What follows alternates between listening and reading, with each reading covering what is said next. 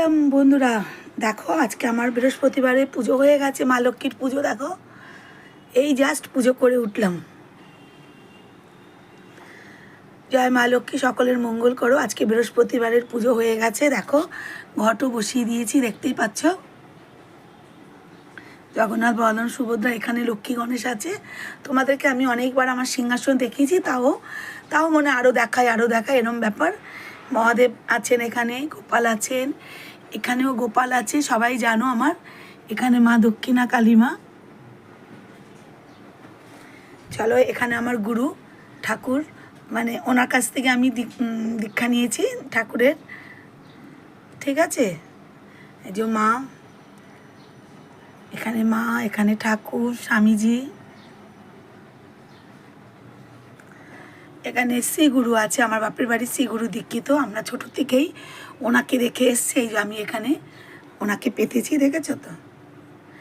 আর এখানে দেখো, এই শ্রীগুরুর এখানে কিন্তু লোকনাথ ছিল, আমি একটু চেঞ্জ করেছি। দেখো এই লোকনাথকে বসিয়ে দিয়েছি।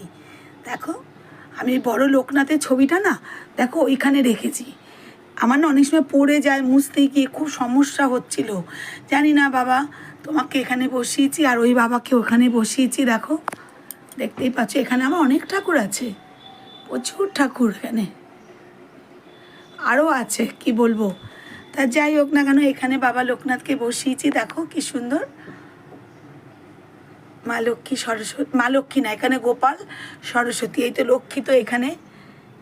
এই যে এখানে আর এক কালী মা আছেন, রাধা গোবিন্দ আর জগদ্ধাত্রী মা।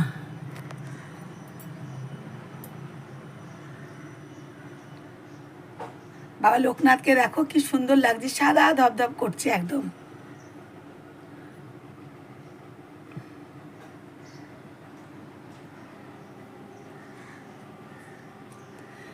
হয়ে গেল পুজো তাড়াতাড়ি, তাই তোমাদেরকে দেখিয়ে দিলাম। হ্যাঁ বন্ধুরা,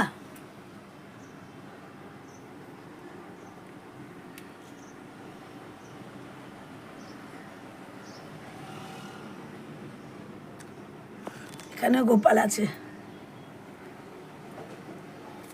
গোপু সোনারা বসে আছে।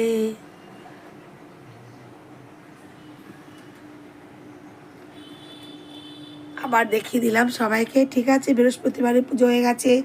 সবাই ভালো থেকো, সুস্থ থেকো, দিনটা সকলের খুব খুব ভালো কাটুক। ঠিক আছে বন্ধুরা, তোমরা ভালো থাকবে, সুস্থ থাকবে। ওই দেখুন, ওখানে তারামাও আছে, অনেক ঠাকুর আছে এখানে। আমার এই উপরের ইসে অনেক ঠাকুর আছে। ঠিক আছে।